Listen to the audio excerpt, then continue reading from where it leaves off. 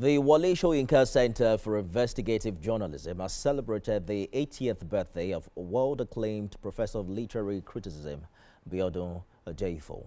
The center considers Professor Jeyifo a model for the younger generation for his impactful work in literature, culture, media, and intellectualism. Solomon Ajozingo reports. How do you summarize 80 years of a man's life? This is the length of years of Professor Biodun Jeyifo and his impact on the global literary, cultural, media, and intellectual firmaments. Professor Jeyifo has touched lives with his social criticism. It's such a pleasure to know people who live really for country getting better every day and do something about that. For his 80 long years, the Wole Soyinka Center for Investigative Journalism has brought many of his friends, students, and the country's literature, media, and intellectual communities, led by Nobel laureate Professor Wole Soyinka, to celebrate the man called the Nigerian Marxist.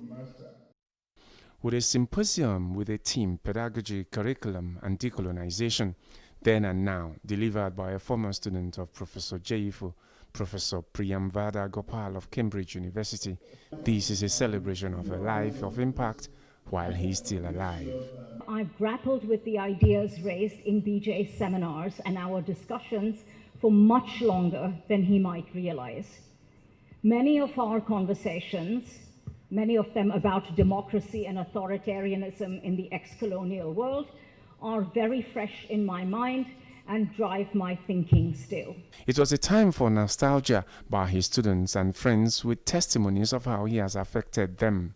He always drew a line between straight and crooked thinking, between clear and clumsy expressions. Every time I found an excuse to come to Lagos, I was at Odia Famous House, and of course, you could not discuss literature without BJ's name coming up at some point. 80 years of tireless work has not diminished Professor Jeyifo in his element, as he highlights the challenge of modern African nationhood. They never talk about redistribution of wealth.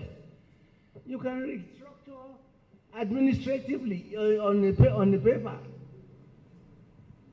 but not redistribution. So we must change even that slogan. It's not just restructuring. 1, 2, 3, BJ. Many hope BJ, as he's fondly called, will still be around for many more years for them to draw from his intellectual well. Solomon Ajozingo, TVC News, Lagos.